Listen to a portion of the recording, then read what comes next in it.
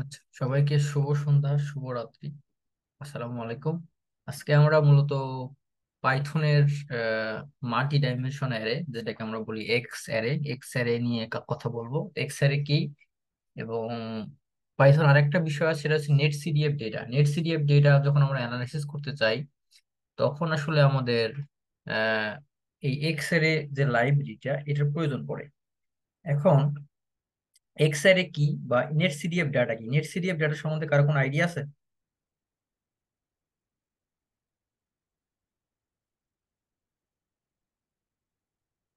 আমরা তো এতদিন এক্সেল ফাইলে ডেটা দেখলাম, হ্যাঁ, ওয়ান ডাইমেনশন, টু ডাইমেনশন, এই ডেটাগুলো দেখলাম, বাট থ্রি ডাইমেনশন ডেটা, এই থ্রি ডাইমেনশন ডেটা নিয়ে কারো কোনো আইডিয়া আছে কিনা? এবং থ্রি ডাইমেনশনটা কি সেটা বুঝতে হবে কি আমাদের? কেউ কি শেয়ার করবেন?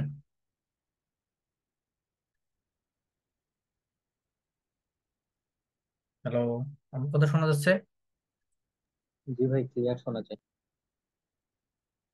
কেউ কি শেয়ার করবেন যে নেট সিডিএফ ডেটা কি, বা নেট সিডিএফ বলতে আমরা কি বুঝি, বা থ্রি ডাইমেনশন ডেটা বলতে আমরা কি বুঝি?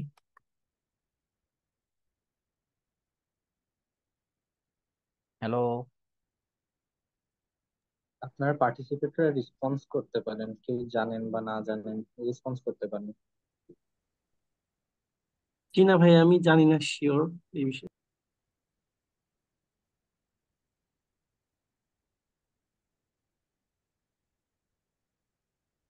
ওকে, নেট সিডিএফ ডেটা মূলত আমরা বুঝি যে থ্রি ডাইমেনশন ডেটা কি। আমরা মাঝে মাঝে অনেক ম্যাপ দেখি আর কি। তো একটা ম্যাপ যখন আমরা প্লট করি, ধরেন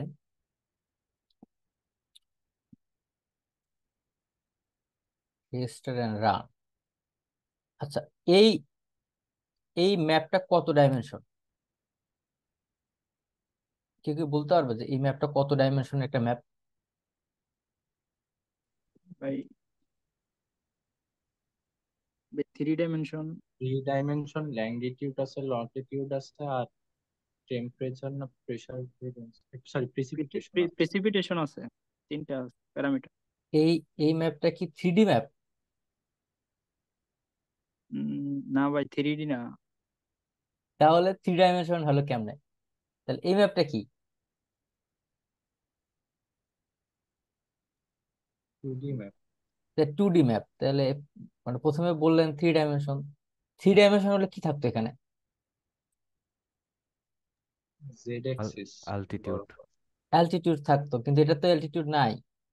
তো এলটিটিউড যখন না থাকবে, তখন আমরা সেটাকে বলতে পারি টু ডাইমেনশন। তো এরকম নেট সিডিএফ যখন ডেটা নিয়ে আমি কথা বলবো, তো নেট সিডিএফ ডেটার মধ্যে থ্রি ডাইমেনশন ডেটা নিয়ে আমরা মূলত কাজ করবো। থ্রি ডাইমেনশন কি? ল্যাটিটিউড থাকবে, লঙ্গিটিউড থাকবে, টাইম থাকবে। এখন এটাকে বলে three dimension, three D data. এখন এই থ্রি ডি ডেটাকে যদি আমি কাজ করতে চাই থ্রি ডি ডেটা নিয়ে, তখন আমাদের এই নেট সিডিএফ ডেটা হ্যান্ডেল করতে, এই ডাটাকে বলে আমরা নেট সিডিএফ ডেটা বলি। এখন এই ডাটাটাকে হ্যান্ডেল করার জন্য আমাদের কি করতে হবে? আমরা এক্স অ্যারে লাইব্রেরি ব্যবহার করতে পারি। এখন এক্স অ্যারে কি? এক্স অ্যারে বলতে এক্স অ্যারে বলতে একটা এনডি বা মাল্টি ডাইমেনশন অ্যারে বা এনডি অ্যারে বলি আমরা। এবং এই নেট সিডিএফ ডেটাটা হ্যান্ডেল করার জন্য এই এক্স অ্যারে লাইব্রেরিটা প্রতিষ্ঠিত হয় বা তৈরি হয়। এক্স অ্যারে লাইব্রেরিটা কি? এক্স অ্যারে লাইব্রেরিটা আর কিছুই না, নামপাই এবং পান্ডাস এই দুটাকে একত্রিত করে আসলে এই এক্স রে লাইব্রেরিটা তৈরি করা হয়। এবং এক্স রে যে ডাইমেনশন আছে, এটাকে বলে x array dimension, x array এবং ডাটা অ্যারে। আমরা যখন ওই এটাকে যখন দেখি, এই ডাটাটাকে ভেঙে ফেলি, তখন দেখি টাইম থাকে, হ্যাঁ, টাইমের পাশাপাশি ল্যাটিটিউড লঙ্গিটিউড তো থাকবেই। তো এই ডাটাটাকে ওপেন করার জন্য, ডাটাটাকে দেখার জন্য, ডাটাকে ডিসক্রাইব করার জন্য এই যে মাল্টি ডাইমেনশন অ্যারে, এটাকে এক্স অ্যারে লাইব্রেরি বলে, এই লাইব্রেরিটা বেশি ব্যবহার করা হয়। এবং এই ডাটাটার কোড ডেটা স্ট্রাকচারটা কি? কোড ডেটা স্ট্রাকচার হচ্ছে, এটাকে প্রথমে হচ্ছে যে এটা এটা যে ডেটা সেট আছে, এই ডেটা সেট প্রথমে এক্স অ্যারে ডাটা সেটে থাকবে। এক্স অ্যারে থেকে যদি আমি যদি একটা স্পেসিফিক মানে ইয়ার মধ্যে যাই, মানে একটা নির্দিষ্ট ভেরিয়েবলের মধ্যে যাই, তো সেই ভেরিয়েবলের মধ্যে শুধু ধরেন প্রিসিপিটেশন নামে যে ভেরিয়েবল, এই ভেরিয়েবলটা যদি আমি ওপেন করি, তাহলে ওইটার মধ্যে আমি কি পড়বো? ওইটাকে আমরা তখন বলবো ডেটা অ্যারে। এক্স অ্যারে থেকে আমাদের ডেটা অ্যারে কনভার্ট হবে। তো এগুলো বিষয়ে আমি একটু কথা বলবো। হ্যাঁ, নাফিস সিদ্দিকী, জি বলেন।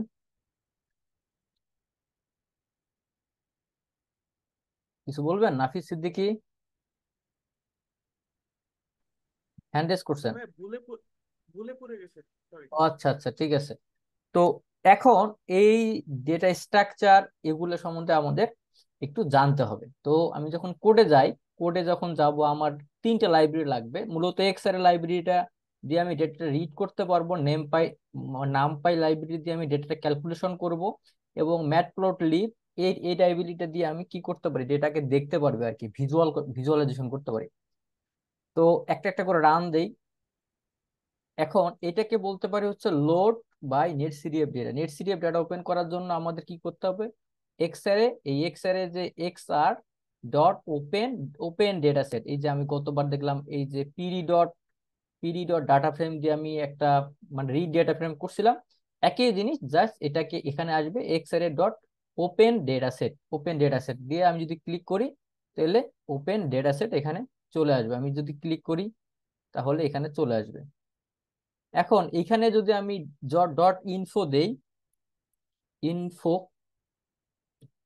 হ্যাঁ, তাহলে আমাদের ডেটার ইনফরমেশন গুলো চলে আসবে। ইনফরমেশনটা কি, এই ডাটাটা কি, এই ডাটার প্রথমে ডাইমেনশন দেওয়া আছে, ডাইমেনশন হচ্ছে টাইম দেওয়া আছে, ল্যাট দেওয়া আছে, লং দেওয়া আছে। আমাদের কিন্তু এগুলো সবকিছু বুঝতে হবে।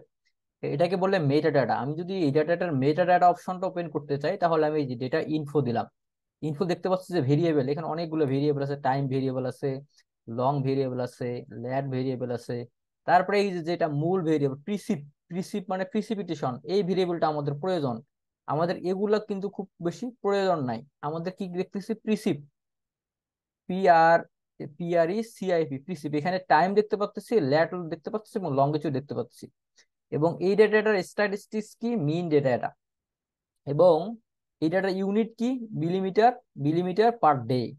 আমরা এই যে পাইথন এখন এত বেশি ইউজেবল, পাইথন এত বেশি সোজা, যার কারণ হচ্ছে যখন আগে এক্সআর লাইব্রেরি বা পাইথন ছিল না, তখন এই ডাটাগুলো ওপেন করার জন্য মানুষ ফোটান ব্যবহার করত।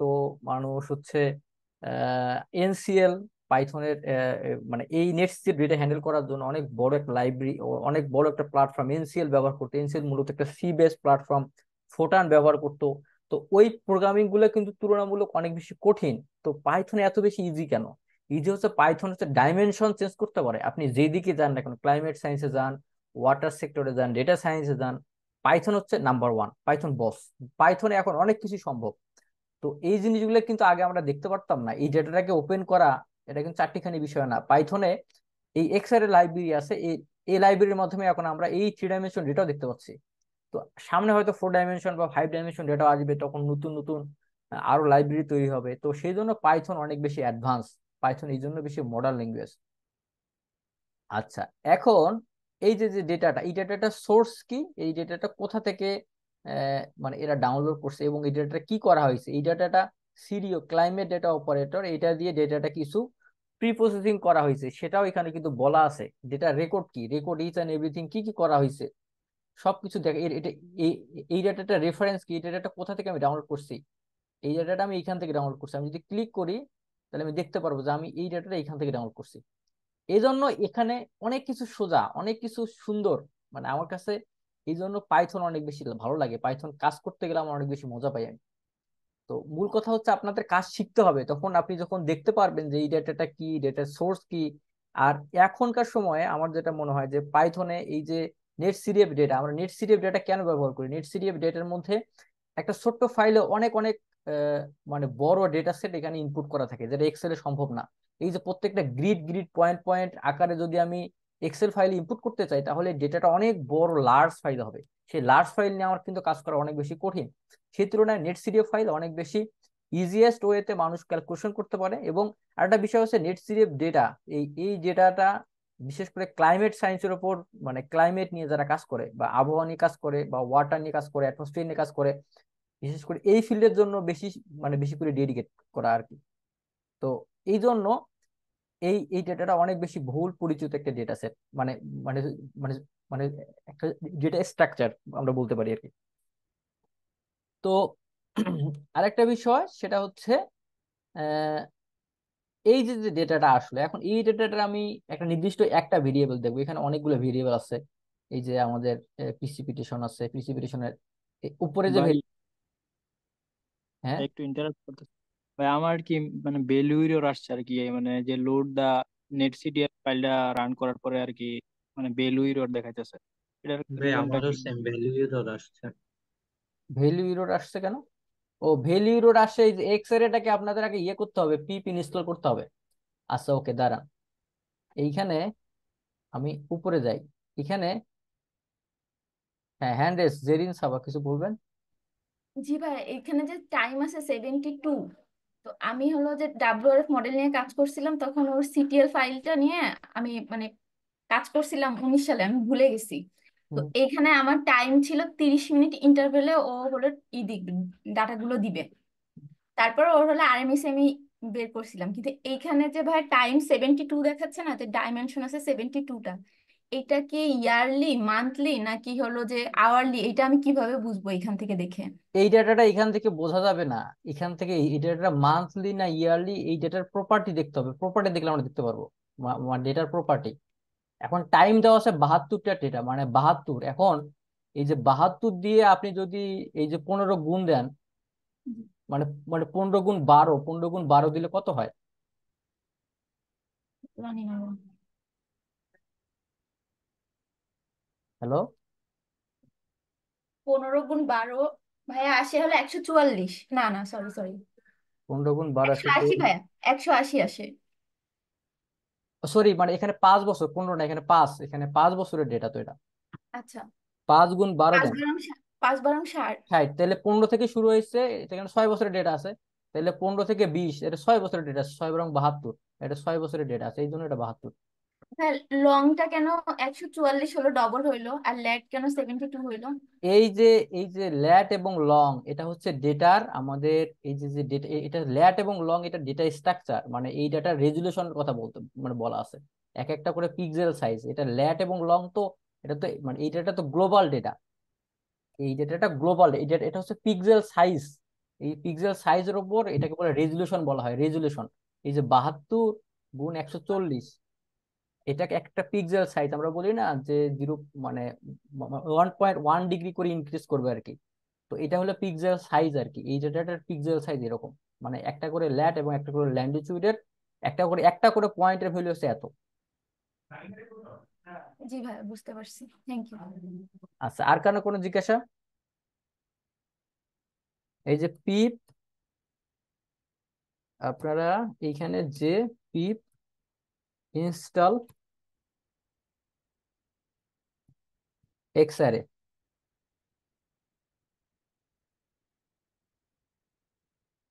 পিপ ইনস্টল এক্সআরএ দেবেন যদি আপনার ইনস্টল করা না থাকে। এই যে আমার এটা এটা ইনস্টল হয়ে গেছে, তো ইনস্টল করে রান দেন, তাহলে মানে হওয়ার কথা। আর যদি না থাকে তাহলে আপনারা একটু স্ক্রিন শেয়ার দেন, আমি স্ক্রিন শেয়ারটা বন্ধ করতেছি, আমার স্ক্রিন শেয়ার দেন।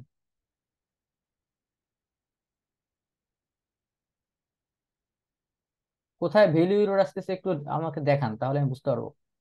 আমি শেয়ার দিব। হ্যাঁ হ্যাঁ হ্যাঁ, শেয়ার দাও।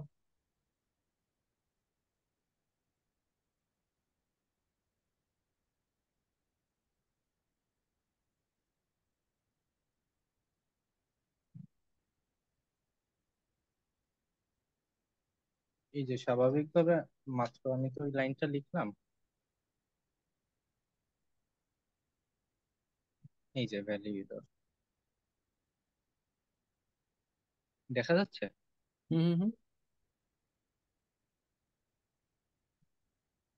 ভ্যালু এরর কেন? ডকুমেন্ট এক্স ফাইল, আচ্ছা আচ্ছা, তোমার এখানে ডেটার মধ্যে তোমার নেট সিরি মানে হচ্ছে নোটবুকের মধ্যে তোমার আগে একটা পিপ ইনস্টল করে নিতে হবে, এই জন্য এখন পিপ ইনস্টল নাই, এখানে ইনস্টল করতে হবে আগে।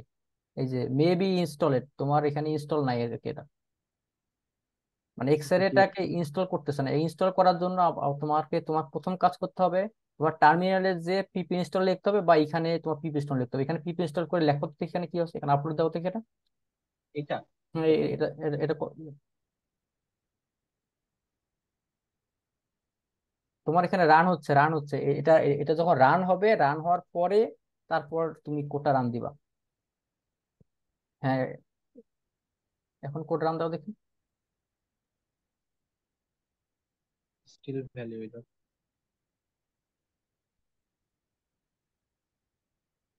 আই ডোন্ট নো কেন ভ্যালু এরর দিতেছে। Found following match. সিএমডি তে এটা ইনস্টল দিব? হ্যাঁ হ্যাঁ হ্যাঁ, এটা এটা সিএমডি ইনস্টল দিতে হবে। আর হচ্ছে মানে যে ডেটাটা রাখছি ওই ডেটাটা কি ওই ফরম্যাটে আছে তোমার, মানে যে টার্মিনালে ওটা আছে কিনা? জি, ওইখানেই আছে। আচ্ছা, এখানে এখানে ইনস্টল দাও তো। এর আগে কি ওই উম, চিহ্ন দিতে হবে পিপের আগে? না না, পিঁপড়ে কিছু দিতে হবে না।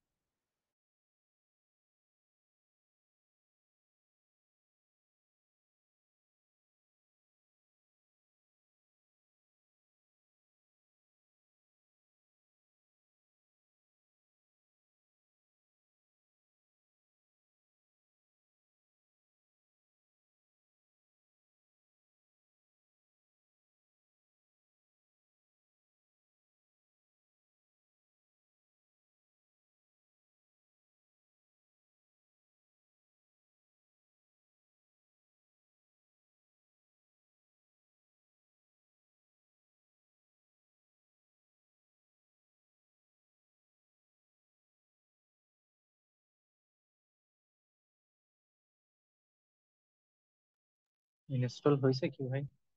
ইনস্টল হচ্ছে। আর আরেকটা কাজ হচ্ছে মানে এখানে নেটসিডিএফ 4 ডাউনলোড করতে হবে। পিপ ইনস্টল নেটসিডিএফ 4, তুমি ওটার ইয়ে দিচ্ছে আর কি। ওয়ার্নিং। আচ্ছা, এইখানে তোমার এই ভার্সনের ক্ষেত্রে পিপ ইনস্টল কাজ করতেছে না। আচ্ছা, এই এই প্রবলেমটা আমি মানে সলভ করে দেবো। এটা হচ্ছে আজকে যেহেতু টাইম সাপেক্ষ বিষয়। হ্যাঁ স্ক্রিনশট অফ দিব? হ্যাঁ, স্ক্রিন শেয়ার অফ দা। হ্যাঁ, তানভীর ভাই কথা শুনতে পাচ্ছি, বলেন। হ্যাঁ, এখানে যেটা দেখতেছি লাস্ট লাইনে ওরা মানে একটা লিখছে যে নেট সিডিএফ 4 আর H5 নেট সিডিএফ, এগুলাকে আমি বলতেছি আছে কিন্তু এদের ডিপেন্ডেন্সিস ইনস্টল নাই মনে হয়, হ্যাঁ, এই দুইটা ইনস্টল করতে হবে। ইনস্টল করতে হবে, বাট আগে এদের আগে হচ্ছে নেটসিডিএফ 4, ওই আগে আগে এক্সরে ইনস্টল করতে হবে। এক্সরে ইনস্টল করার পর তারপর নেটসিডিএফ 4 এবং অন্য যে অন্য একটা লাইব্রেরির কথা বলছে, এটা ডিপেন্ডেন্সি এটার সাথে মানে ইন্টারকানেক্টেড আর কি। তো আচ্ছা ঠিক আমি ঠিক আছে। আমি আমি ওই দুইটা দিয়ে দেবো, আর সমস্যা নেই। আচ্ছা আচ্ছা ঠিক আছে।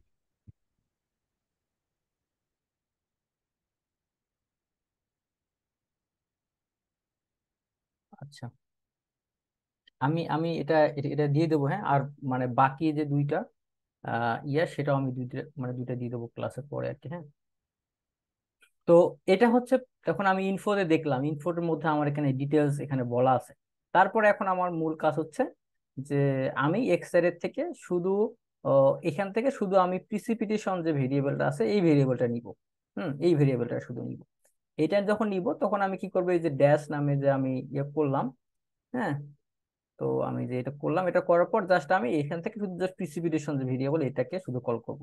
যখন এটা কল করব তখন কি হলো, তখন এক্স এর এটা ডেটা অ্যারেতে কনভার্ট হলো, এক্স এর ডট ডেটা অ্যারে। বাট এইখানে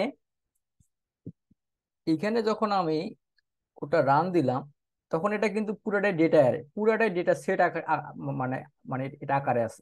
তো আমার তো পুরো ডেটা সেটের দরকার নেই, আমার দরকার হচ্ছে এই যে ভেরিয়েবল, এইখানে যে প্রিসিপিটেশন যে ভেরিয়েবলটা আছে, এইখানে যে প্রিসিপিটেশন ভেরিয়েবল, এই ভেরিয়েবলটা নিয়ে শুধু আমি কথা বলবো। মানে এই যেটা ভেরিয়েবল নিয়ে, এখন এই ভেরিয়েবলের মধ্যে কি আছে, টাইম আছে, ল্যাট আছে, লন আছে। তো আমি যখন এটা ওপেন করলাম তখন শুধু আমার এখানে দেখেন, এইখানে দেখেন এই যে টাইম এখানে ডাইমেনশন আকারে ছিল।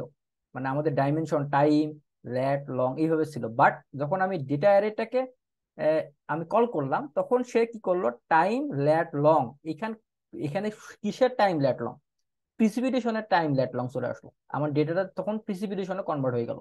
এখন আমি এটা নিয়ে কাজ করবো, যখন আমি প্রিসিপিটেশন ওপেন করলাম তখন আমার ডেটার অ্যাট্রিবিউট দেখতে পাচ্তেছি আমি, ডেটাটা ইউনিট কি, ডেটাটা কিসের ডেটা, ডেটাটার লং নেম কি, data average monthly rate of precipitation, monthly rate of precipitation, এই ডেটাটা কিসের ডেটা, এই ডেটা স্ট্যাটিস্টিক্স কি মিন আকারে আছে, হ্যাঁ। তারপরে এখন আমি কি করব, এই যে ডেটাটা আছে এই ডেটাটার আমি রিজনাল এরিয়া যদি ক্যালকুলেশন করি, রিজনাল এরিয়া বলতে আমরা বলি যে 90 থেকে 0 এবং 0 থেকে 36, এটাকে বলতে পারি আমরা হচ্ছে নর্দার্ন হেমিস্ফিয়ার, আর এটা হচ্ছে সাউদার্ন হেমিস্ফিয়ার। আমি নর্দার্ন হেমিস্ফিয়ার এবং সাউদার্ন হেমিস্ফিয়ার দুইটা আলাদা আলাদা করব। আলাদা করার জন্য জাস্ট আমি কি করব, স্লাইসিং অপারেটর আছে, স্লাইসিং অপারেটর দিয়ে জাস্ট আমার যে ল্যাটিটিউড এবং লঙ্গিটিউড আছে এটাকে আলাদা আলাদা করে দিলে আমার আলাদা করে ডেটাটা শো করবে। এই যে ডেটা ওয়ানে যখন আমি ডেটাটা যদি আমি এখানে যে যদি ডেটা দেখি, তখন ডেটা রান দিলে দেখতে পাচ্ছেন যে ল্যাটিটিউড এবং লঙ্গিটিউডটা কি হলো, এখানে ছিল কয়টা, এখানে ছিল হচ্ছে টাইম ছিল 72 এবং ল্যাটিটিউড লঙ্গিটিউড ছিল এত। এখন পিক্সেল সাইজটা কমে গেল, মানে এই যে ল্যাটিটিউড লঙ্গিটিউড এটা ঠিকই আছে, আমাদের আমাদের ল্যাটিটিউডের মানে মানে লঙ্গিটিউড কত 0 থেকে 30, মানে 0 থেকে 360, এটা ঠিক আছে, বাট এটা অর্ধেক হয়ে গেল কোনটা, আমাদের পিক্সেল সাইজ কমে গেল অনেক, পিক্সেল সাইজটা ছোট হয়ে গেল, তখন কটা আমরা শুধু ল্যাট দেখতে পাচ্ছি 36 ল্যাট। আমি যখন ল্যাট ক্লিক করব তখন দেখতে পাচ্ছেন যে সে কি করতেছে, সে 0 থেকে 90-র মধ্যেই সে শুধু দেখাচ্ছে, এর বাইরে কিন্তু সে দেখাচ্ছে না ল্যাট গুলা।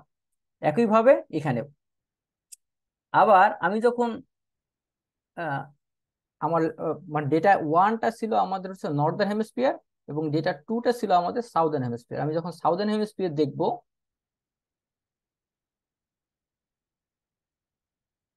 তখন ডেটাটা আরো কমে গেল, ডেটাটা ভাগ হয়ে গেল, তখন কি হলো মাইনাস 1 থেকে -90, -1 থেকে -90 মানে এইটুকু, এইটুকু আমরা কে বলতে পারি নর্দার্ন হেমিস্ফিয়ার, এখান থেকে এতটুকু এবং এখান থেকে এতটুকু, এটাকে আমরা বলতে পারি সাউদার্ন হেমিস্ফিয়ার। তো এইভাবে আমরা ডেটাগুলোকে এখানে ভাগ করতে পারি। এখন আমার কথা হচ্ছে আর কিছু লাইব্রেরি আছে এখানে, এখানে ম্যাটপ্লটলিব, এখানে গ্রাস স্পেস, এগুলো লাইব্রেরি হচ্ছে মূলত প্লটিং এর জন্য, কার্টোপাই, হ্যাঁ, শেপলি, তবে শেপলি পলিগন দেখার জন্য, শেপলি আমাদের এখানে মোটামুটি দরকার নাই, তো আমরা পলিগন আকারে দেখবো না, আমাদের পলিগন দেখাবো না, শো করবো না, তাহলে আমাদের ইয়ার দরকার নাই।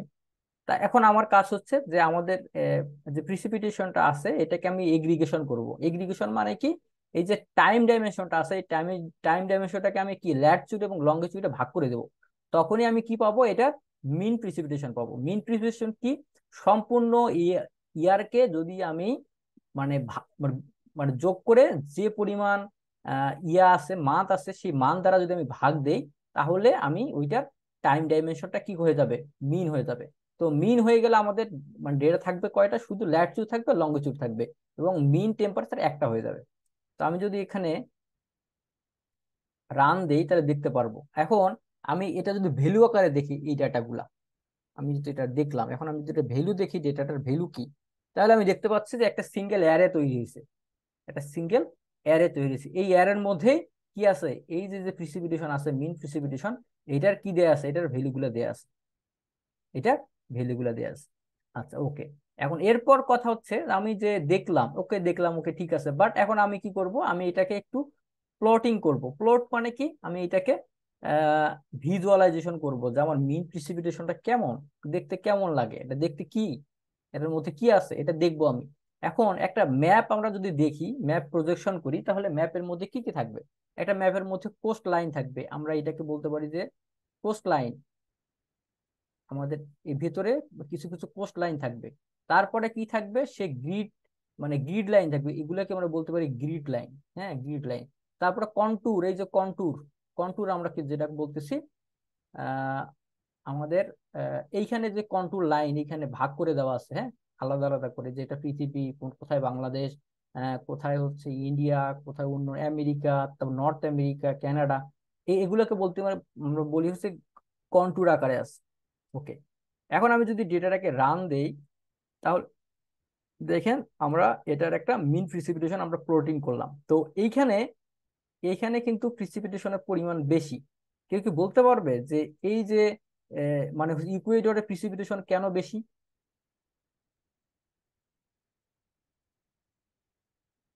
কেউ কি বলতে পারবে? যে কারো কোনো আইডিয়া আছে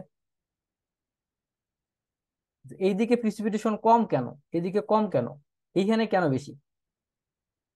মানে বৃষ্টিপাত এইখানে বেশি দেখাচ্ছে কেন, এদিকে কি বৃষ্টি হয় না? কারো কোনো আইডিয়া আছে? আচ্ছা, এটা মূলত ভাই হচ্ছে ইকুয়েটরের কাছে হুম হুম হুম হুম বৃষ্টিপাত বেশি হয়। কি কি বেশি হয়? ইকুয়েটর ভাই ইকুয়েটর বরাবর বৃষ্টিপাত বেশি হয় এজন্য। ইকুয়েটর বরাবর বৃষ্টিপাত বেশি হয় না। পৃথিবীতে সব থেকে বেশি বৃষ্টিপাত কি মানে ইকুয়েটরে হয়? ন, ইকুয়েটরে হয় না। ইকুয়েটরের উপর এক্সট্রা না ট্রপিক্যাল, না শুধু শুধু এটাকে বলে আমরা ট্রপিক্যাল রিজন। এই যে জিরো থেকে, এই যে জিরো, জিরো থেকে 30, এটাকে বলতে পারি আমরা ট্রপিক্যাল রিজন। 30। ট্রপিক্যাল, হ্যাঁ ট্রপিক্যাল।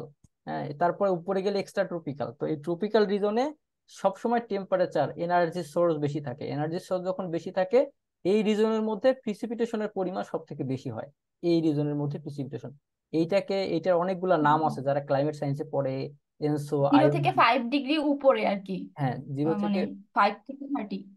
এইখানে মানে মানে ইকুয়েটরের কথা বল, আমরা হচ্ছে মানে ট্রপিক্যাল রিজনের কথা বলি। 30 থেকে -30, এটাকে বলতে পারি আমরা ট্রপিক্যাল রিজন। এই সময় এই এই জায়গার মধ্যে সব সময় ইয়ে বেশি থাকে, মানে টেম্পারেচার বেশি থাকে, কারণ সূর্যের হিউমিডিটি বেশি থাকে। সূর্যের হিউমিডিটি এবং টেম্পারেচার এই জায়গায় সব থেকে বেশি থাকে। এবং পৃথিবীর এই এই 30 থেকে আহ, এই যে কি বলে +30 থেকে -30, এই দিকে টেম্পারেচার সবসময় বেশি থাকে। এবং এইখানেই আমরা 6 ঋতু বা ঋতুর বৈচিত্র্যগুলো সব থেকে বেশি দেখতে পারি। অন্য রিজন গুলোর মধ্যে সবসময় এই যে উপরে, যত উপরে যাব তত টেম্পারেচার কি হবে, কমতে থাকবে। যত উপরে যাব তত টেম্পারেচার, এগুলো হচ্ছে বরফ অঞ্চল, এগুলোর মধ্যে তুষার পড়ে, কিন্তু এই রিজন গুলোর মধ্যে খুব কম পড়ে। বাট অস্ট্রেলিয়ার এই রিজন গুলোর মধ্যে আবার পড়ে, বাট এটা হচ্ছে এক্সট্রা ট্রপিক্যালের দিকে চলে যাচ্ছে। এক্সট্রা ট্রপিক্যাল রিজন, এই রিজন গুলোর মধ্যে অস্ট্রেলিয়ায় তুষারপাত হয় আর কি। জি ভাই। তো এই জন্য আর কি এগুলো একটু বুঝতে হবে। ক্লাইমেট সায়েন্স বা এগুলো তো আমার ফিল্ডের কথা বললাম, আপনাদের ফিল্ডে অন্য অন্য ফিল্ডে আছে, সেগুলো আপনারা ব্যবহার করবেন। এখন আসি যে আমি তো এখানে দেখলাম এটা একটা মান্থলি ডেটা। এখন এই মান্থলি ডেটাটাকে আমি কি করব, ইয়ারলি ডেটা কনভার্ট করব। এই গতদিন দেখাইছিলাম কি ইয়ারলি ডেটা কনভার্ট করতে গেলে কি করতে হবে, টাইম এবং ইয়ার, এই দুটো কি হবে, একটা কনভার্ট হবে। তাহলে হয়ে আমাদের মান্থ মানে মানে মিন হবে আর কি। মিন হয় আমাদের যেহেতু 72টা মান্থ ছিল, 72 মান্থটা এটা কমপ্লিটলি 6 মাসে কনভার্ট হয়ে যাবে। যেমন 5 12 6 12 72, হ্যাঁ। তাহলে আমি যখন মিন করে দেবো তখন আমি এটা কি পাবো, মানে আমাদের এনুয়াল ডেটা পাবো। এখন আমি এনুয়াল ডেটা দেখতে পাচ্ছি। আমি যদি এটা এইভাবে ওপেন না করে আমি যদি এক্সেল আকারে ওপেন করি, এক্সেল আকারে ওপেন করলে আমি এটা বন্ধ করি, ওকে। তাহলে দেখতে পাচ্ছেন যে আমাদের দেখতে পাচ্ছেন 6 বছর, হ্যাঁ 6 বছরের ডেটা আমাদের কি করলো, মান্থলি থেকে আমরা ইয়ারলিতে কনভার্ট করলাম। আচ্ছা, তাহলে আমাদের ডেটা পয়েন্ট এই যে দেখা যাচ্ছে যে 15 16 17 18 19 20, ওকে। এখন আমাদের যে মান্থলি ডেটা পয়েন্টটা আছে, এটাকে আমি কি করব, রিস্যাম্পলিং করব। রিস্যাম্পলিং মানে আমি শুধু মান্থলি ডেটা পয়েন্টটাই দেখবো আর কি। মান্থলি ডেটা পয়েন্ট দেখার জন্য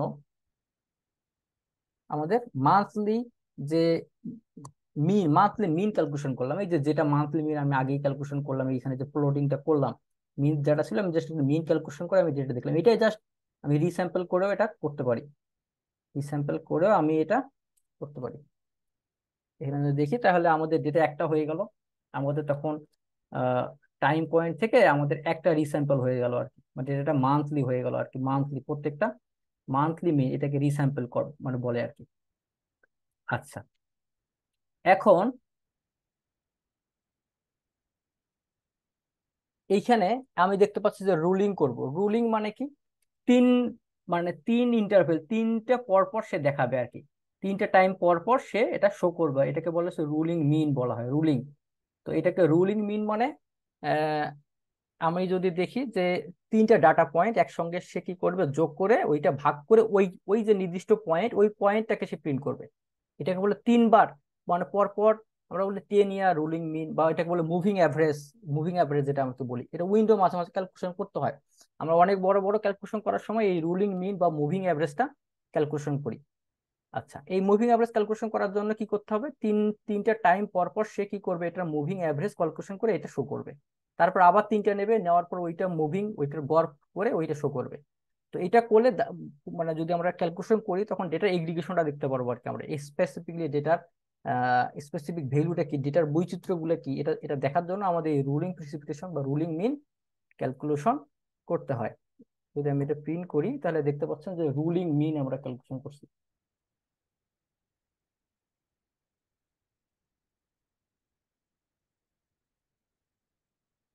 প্রত্যেকটা যে।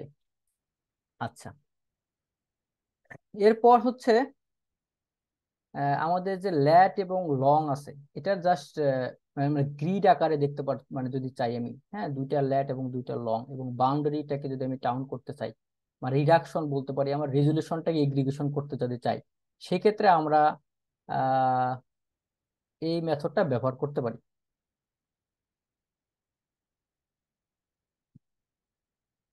সরি টু সে,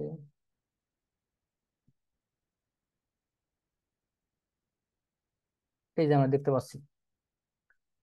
আচ্ছা, এরপর হচ্ছে আমাদের আরেকটা ক্যালকুলেশন আছে, এটা হচ্ছে ওয়েটিং মিন ক্যালকুলেশন করা।